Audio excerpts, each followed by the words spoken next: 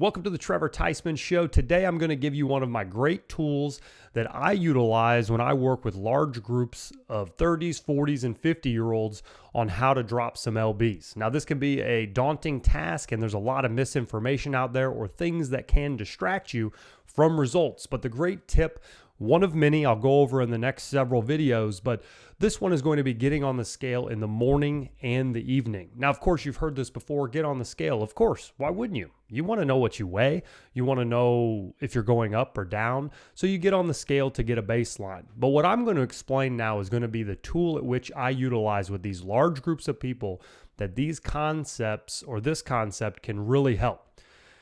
So the gist of it, when you wake up in the morning, jump on the scale. So for me, what that number says is maybe 215 to 212. In the evening, I want to try to match that number before I go to bed. And what that's going to do is give me a good way to review my daily eating. Now we can get really intricate here and talk about the foods and things like that you should be eating or not eating, but in general, it's simple. A calorie deficit lowers all the glucose levels and gets the tanks really low in the body. So if you get on the scale in the morning, you see a dehydrated version of yourself. You go to the bathroom, a lot of the water weight is moved out of your body while you're sleeping, or when you wake up and you go use the restroom. Now you've got that lower end of the spectrum. You've got a little bit of an emptier stomach as well. You've digested your food. You've passed some of the things that need to get out of there. And then through the day, you're going to eat food, and you'll find that if you get your tanks high enough, you'll never be able to lose any weight. Now, what do I mean by tanks high enough? You can look at this a million different ways. A calorie deficit is a calorie deficit. You can do the carnivore diet. You can do Weight Watchers. You can do any type of calorie counting. But let's be honest, the way that you truly lose weight is by getting your body in a calorie deficit and maintaining it in a balanced fashion where your hormone levels don't go up and down, up and down, up and down. Because your body can run on adrenaline.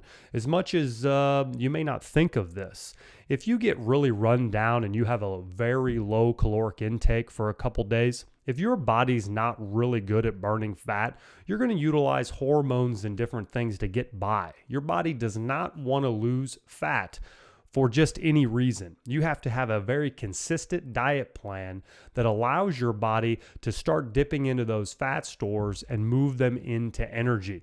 So this type of a tip is one that you should utilize each and every day to see that you're not eating too much food. So again, in my example, let's go through it here. When I wake up in the morning, I may be 212 or 215. And if that's my starting, I'm going to start working on my deficit from then on. Every night when I go to bed, I'm going to try to match that 212 or 215. Now, if I eat a lot of carbohydrate-based food, my water levels go up. So it kind of almost helps us throttle some of those things that make it more difficult. You can eat carbohydrates and lose weight. Don't get me wrong.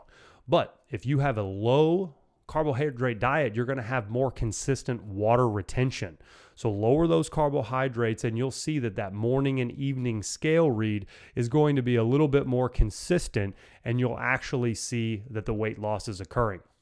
Now, I think that one thing that a lot of people overlook with this type of a concept is, why do you need to do it twice a day? Why not just the morning? Isn't the real number just if the morning number is moving? And I don't disagree. If you want to get on a scale once a week, once a month, if you have the discipline to stay on your plan, and then when it gets to that time frame, you weigh in, then that's great. If you don't even think that you're a person that needs to get on the scale, I also think that's great.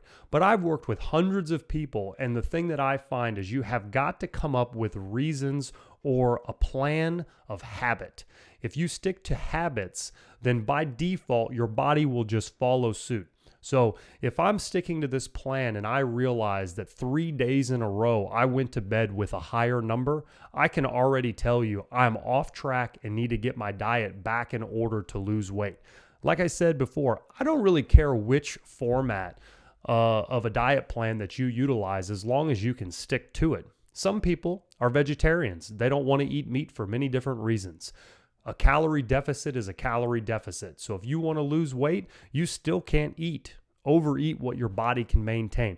So utilize that scale as a tool and a habit to make sure that your daily routine is on point, and it's a very easy guess and check. I promise you, if you add this to your workout regimen / diet plan for the year 2022 and beyond, you will see that you will get consistent results. Now, I will say that anytime that you're doing some format like this and you create these good habits, the one thing that you'll want to be conscious of is do not get deterred by consistent numbers.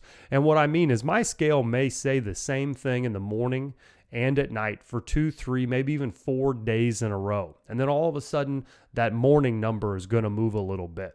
And then it might go back up, and then it might move a little bit more. I think one thing to truly understand is the motivation comes from education.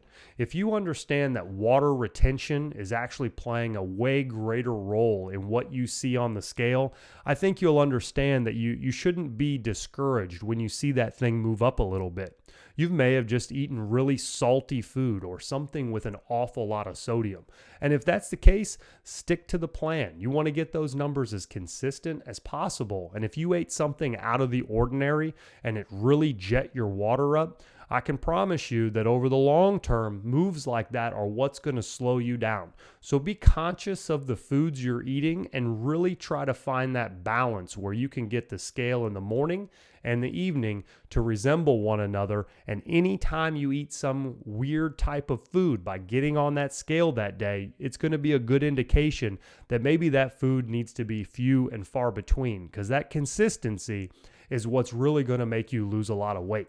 Again, I've got a background. You're seeing some of the footage in here, working with hundreds of people, and I've found different witty tips and ways that can kind of help you get results, and then you implement them into your daily lifestyle.